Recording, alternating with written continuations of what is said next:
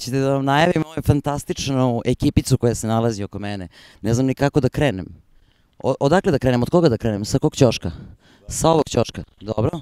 Moja leva ruka će sad prići tebi za svu trojicu jedno i isto pitanje. Koji vam je bio prvi susret sa hladnim pivom u životu i kako je to izgledalo? Ja sam slučajno, sad ne mogu se sjetim da sam čuo na radiju ili For Imer Panke, mislim, pesmu, to je moj bio susret, oduševio sam se s tim. Kad je to bilo? Pa davno, više godine mi prolaze, tako da, ne znam, ne mogu se sjetim kad, ali ima dosta godina. Moj susret sa hladnim pivom bio u 7. razredu osnovne škole, bilo je baš hladno, u Tašti, kafani, deda me odveo i neki čika, nije Slobo, ali on je rekao, daj, ajde, sipaj mu malo, Nikola, šta, onda su oni meni sipali pivo i to je bio moj prvi susret. Sa hladnim pivom kao tekućinom, a sa hladnim pivom kao bendom. Dobili smo prvi album, ali ne zvanično izdanje, nego Piratsku traku. Jovana, možeš malo viljuškar kasnije kad završimo? Dobro je. Eto. Dobro. Pitanje nije vezano za viljuškar, nastavljamo dalje. Ti, tvoj susret prvi sa hladnim pivom je? Pa ne mogu da se setim baš prvog, ali evo sad, baš sam rekao Miletu, sećam se zadnjeg. Tu kad sam bio u Zagrebu sada, to je bio 20. na primjer, neki 5., 6., 7. Neki advent ili šta god to znači, neki vašar idu po centru.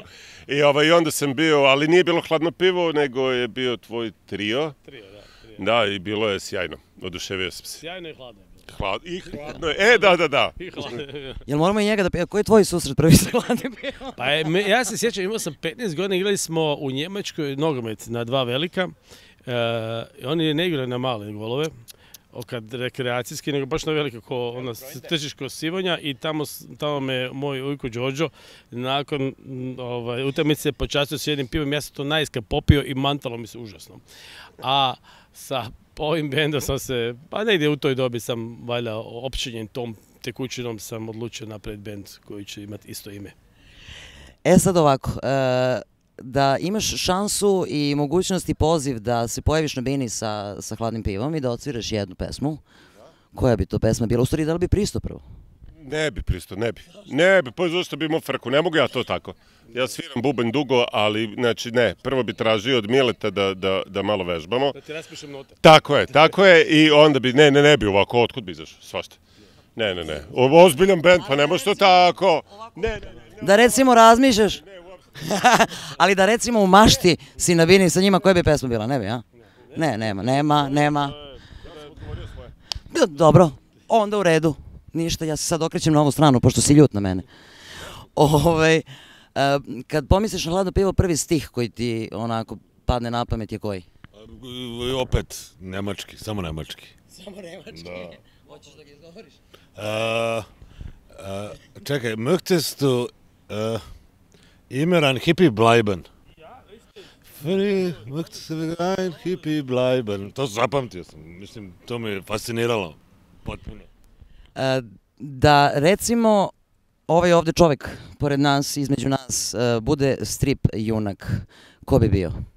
Riddler.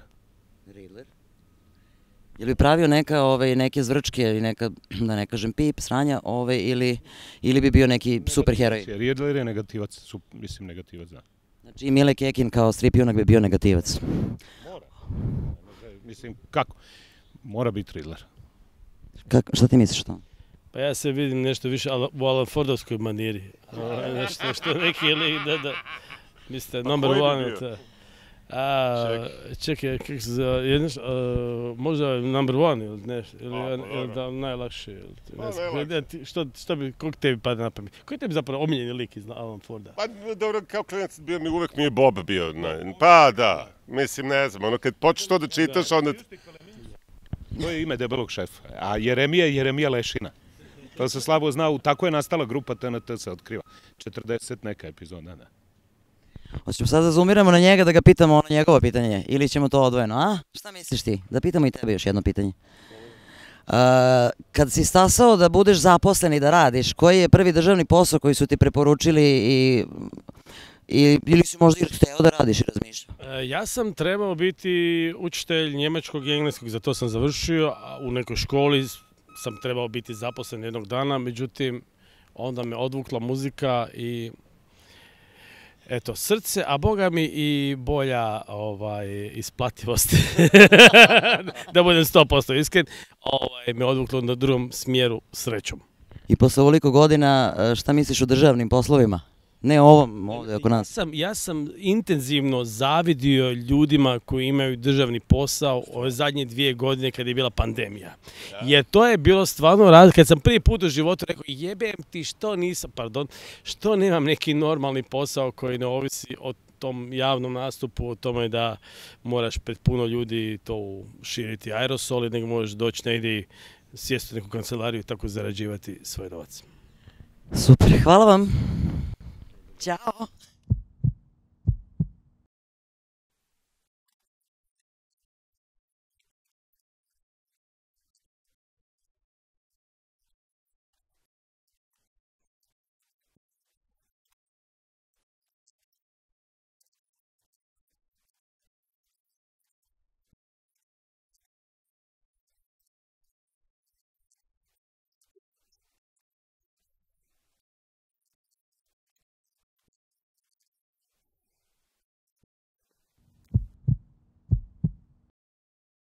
Koja je količina piva koju vi najviše možete da popijete u toku jedne večeri? 6 piva, plafon. I 2 rakije. A ja ne pijem pivo. Čak ni hladno pivo? Samo kad je jako toplo. Rekord mi je 10, a 6 komada mogu da izdržim.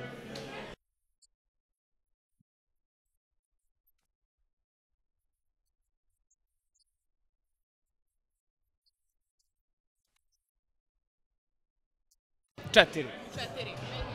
Tako, 4. 5? Jedno. Jako pogrešno. 2. Da. Mi smo viski žene. Pa to je to. A koliko viskija možete popiti za večer? Vidjet ćemo. Javnost. Recite mi koji put po redu slušate hladno pivo? Jedno 5, 6, ne znam ni ja. Imam i puno godina, a i oni dugo traju, tako da... Četvrti. Pa ti si se već odomaćila ovdje na svirkama, jel da? Bila sam ovdje, prošli put kad je bio Kekin.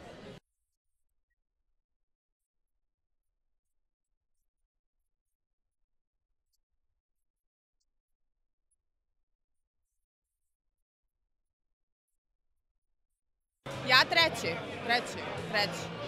Ovo mi je prvi put. Ja mislim, ja ih slušam od koncerta godine u Novom Sadu. Jel postoji neka određena pesma koju obožavaš ili album? Ja...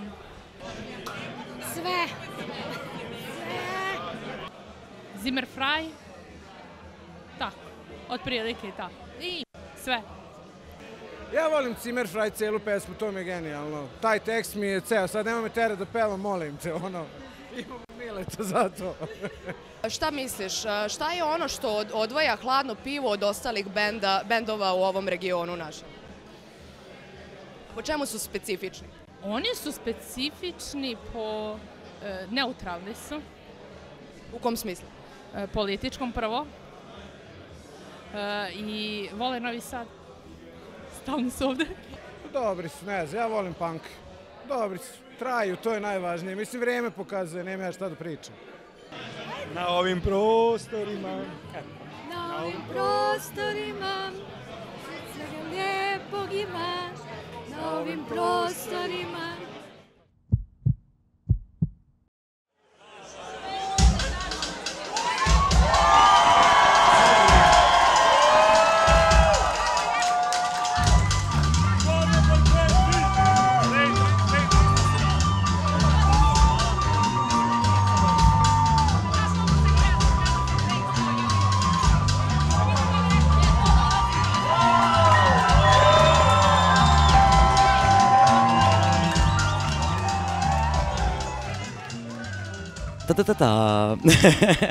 Ko je najveća spavalica? Ja, ne znam, volim spavat, tako sam se rodio. Koliko spavaš dnevno? 8 sati minimalno. U komadu. Bez da ovo može grmit vani, bit svašta, ja spavam. Potres, ja spavam. Ko najviše kasni?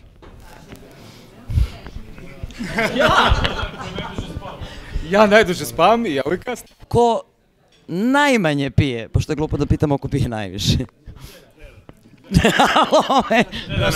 Ja sam popio dosta toga u životu, pa sad moram se malo ipak štediti. Ti si popio svoje bure, što bi rekli. Svoje bure.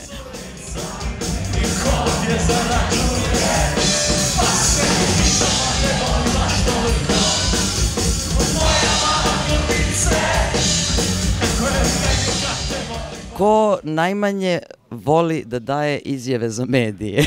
Čekaj, to mogu ja da odgovorim. Ne znam ko voli, ali možda šok i onaj koji najduže spava pa ne stigne, da.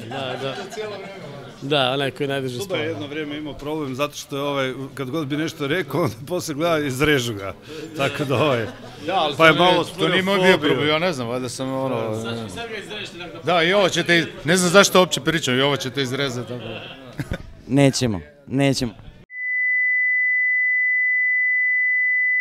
Niti sam bio prost, niti sam bio pametan, niti sam bio glup, ništa, valjda zato je, možda nisam ništa ni rekao. Ko bi od vas voleo da je rođen negdje drugde? Ja bih volio da sam rođen recimo negdje u Danskoj. Dobra platežna moć, uređeno društvo, što se kaže, recikliraju i to sve visoki plavi ljudi, ja među njima. Da, ulaznicu možeš naplatiti više nego na Balkanu. Šta još? Da, svi živimo zeleno, vozimo bicikle. Imam točnu sliku kako bi to izgledalo. Ko je najsmireniji od vas?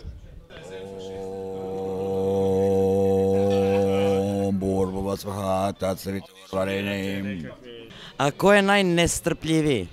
Da, ja imam taj problem s tankim žicima. Ali se uspješno liječim već godinama uz pomoć hmelja i vode.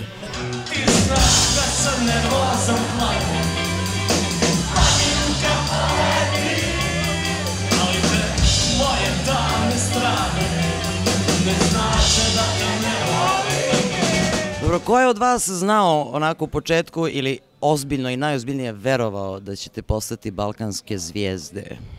Ma da, mislim da su to prevelike, preteške i volšebne riječi, što bi rekao jedan prevoditelj Bukovskog iz Bigza.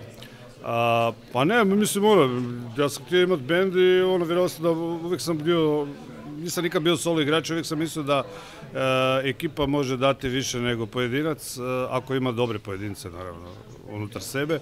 Ali sad da ćemo postati, ne znam, balkanski, to niko baš u početku nije. Znao sam da ćemo biti dobri i da ćemo vjerovatno trajati duže nego što obično traju rock bendovi. Kad sam na bini, volim da se vidi da imam majicu. Kad sam na bini, volim da se vidi da imam majicu.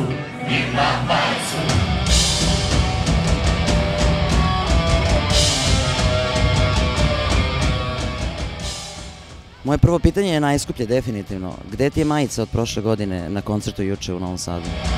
Ima majicu s podkom čvrstom, ima majicu sa sve i prstom, na njoj piše fuck the system, kupio sam ti je iste.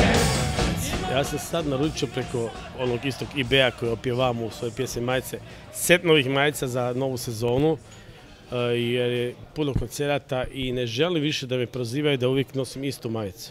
Nabavio sam niz majica.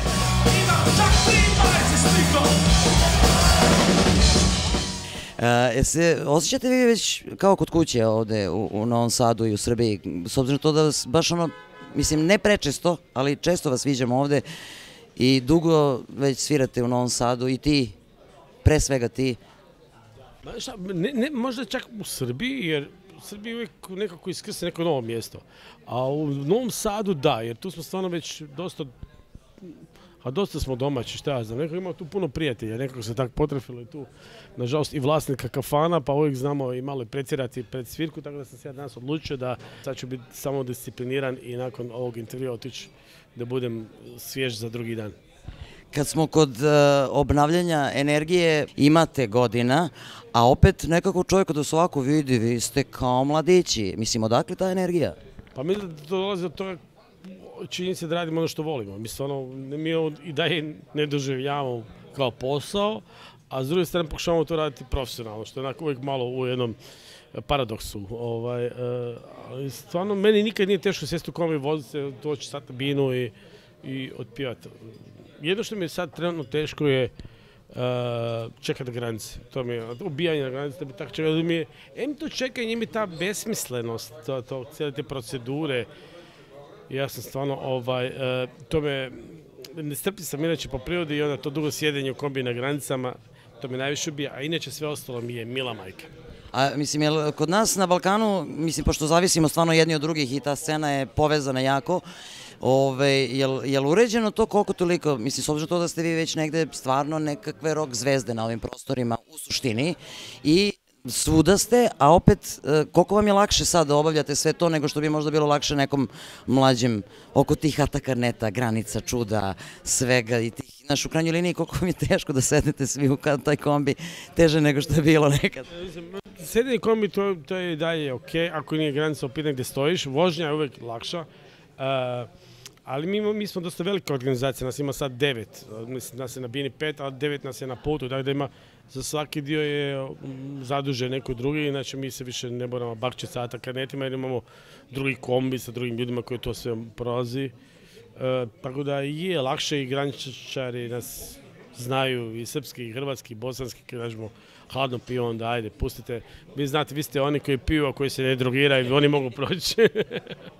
Jel vi ste od samog početka negde imate te neke angažovane tekstove koji negde se obaziru prilično na sve ono što se dešava u društvu, čak i oni zezatorski tekstovi su negde u tom smeru.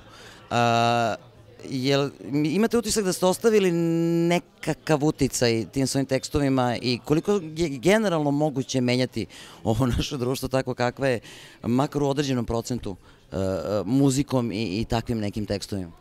Mislim da ljudima da je moguće ukazati na problem, ne znam da li je potrebno riješiti, ali možda postoje nešto u tome da kažeš ako želiš neki problem riješiti, prvo ga moraš vidjeti i priznati.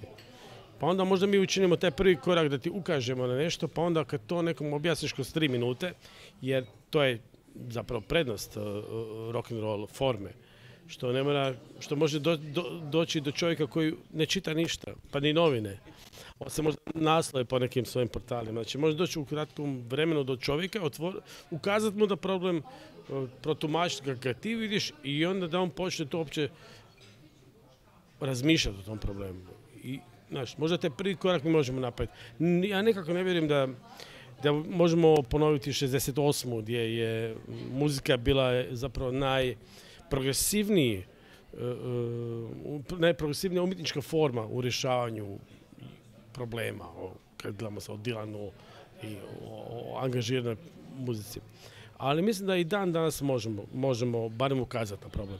I na koje probleme najviše mislite da treba da se ukaže sad u ovom trenutku pa za ubuduće? Kad je hladno pivo u pitanju, šta je ono što vas je negde najviše žulja kao tema i teme o kojima želite da pišete u budućnosti? Mislim, sad, meni najviše kao autora tekstova hladnog piva, sad trenutno da me pitaš, najviše me muči relativiziranje istine. Onda, u smislu da ta neka kontrarevolucija koja se dogodila, konzervativna, koju pratimo sada, koja se pogotovo tiče prava žena, reproduktivne prava žena, onda imamo, sljedeći problem je jačanje kompletno tog konzervativnog pokreta u Evropi koji uvijek izaziva rat. Znači, uvijek ratovi počinju sa te desne strane. Onda me brine razvoj medija, u smislu da su clickbaitovi sve, da mediji koji se financiraju klikanjem prestaju biti objektivni mediji, počinju, njihova funkcija je onda da učine sve kako bi navukli i imali klikove, a ne da budu istinite. Pa onda sad imaš da ti se iz nekog teksta kompletno izvuče i stavi van konteksta jedna rečenica samo da bi izazvali klikanje. Međutim, u kombinaciji sa ljudima koji, kao što smo ti i ja, imaju sve više i više medija i sajtova koje prate, u trenutku kad ljudi samo čitaju naslove, oni dobiju pogrešnu sliku svijeta i da je to zapravo veliki problem za kompletnu demokraciju kao sistema. I tu se može ići dalje i dalje, pa da se stvaraju razni Donald Trumpi i slični koji onda mogu stvarno ugroziti sigurnost svijeta. A koliko je ta drugačija slika sveta koju ti klinci sad gledaju na svim tim medijima i društvenim mrežama uticala na to da čak i muzičari mladi koji se bave tom vrstom muzike kojima se ti baviš i Hladno pivo se bavi, da prosto nemaju taj edge koji ste imali vi i nemaju tu vrstu društvenog nekog momenta i angažovanja na način na koji ste vi to radili. Te neke vic pesme i taj ceo fazon, to kao da je nestalo negde. Ili nije, a možda mi to baš i ne primećujemo na najbolji način. Ja bih bio oprezan sa tim govoriti da su mladi manje angažirani, manje zainteresirani, manje to. Mislim da to je prva klopka koju je lako čovjek uroni kada ima renomiran sastav, kada ima već nešto godina, onda a to ti mladi, oni nemaju pojma, znaš, to, ne idem u to nikada. Mislim da pogotovo da to je hip-hop scene se pojavili mlađi od mene, koji imaju što za reći. Mislim, po meni je jedan od, ako ne i najbolji album zadnjih 10 godina, konkretno je album zadnji od Marčela, Nojeva Varka, koji je grandiozan album. Nije ni on mnogo mlad sad. Pa nije ni on mlad još, ali kaže mlađi od mene, ne. Pa sad mislim da ima mladih, ima i angažira, ima i pameti tu. Nije to sve, nismo posisali svu pamet svijeta. Kad već smo tu negde kod tih mladih, nekako imam utisak da u poslednje vreme, kad pomislim na neke, ajde da opet iskoristim taj izraz, rock zvezde na ovim prostorima, imam utisak da su najpopularniji nekako s jedne strane oni koji su potpuno mistični, imaju gard, ne vole da komuniciraju ni sa medijima, ni s publikom kako treba, a s druge strane ima ljudi kao što ste vi koji su otprilike na desi i sa publikom i sa ljudima s kojima sarađuju.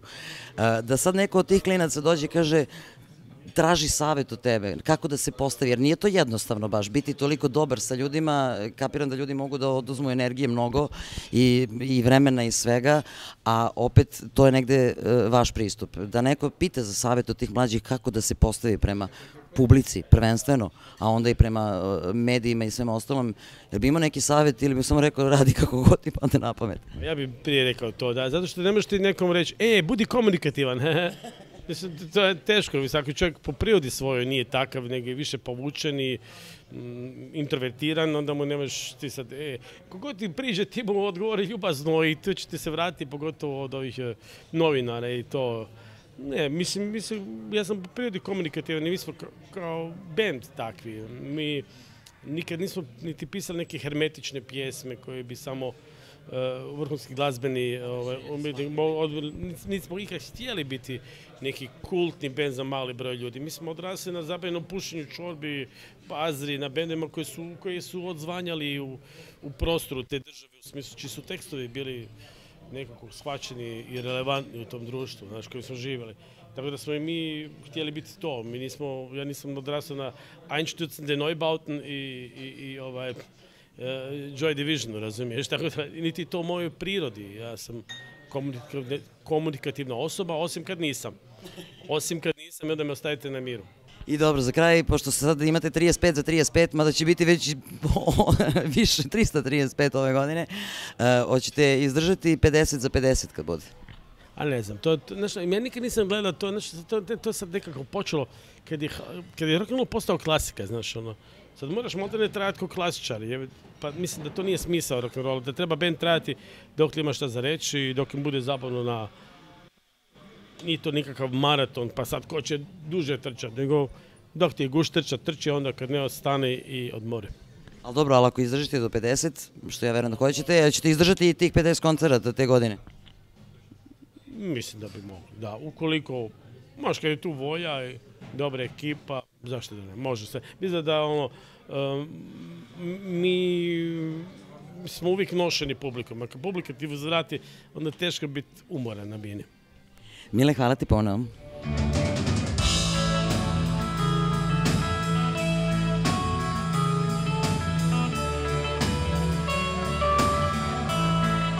Hvala ljudi za večeras, sve je bilo nevjerojatno pozitivna energija večeras. Hvala vama, hvala Mariju što nam je uveličao ovaj spektakl.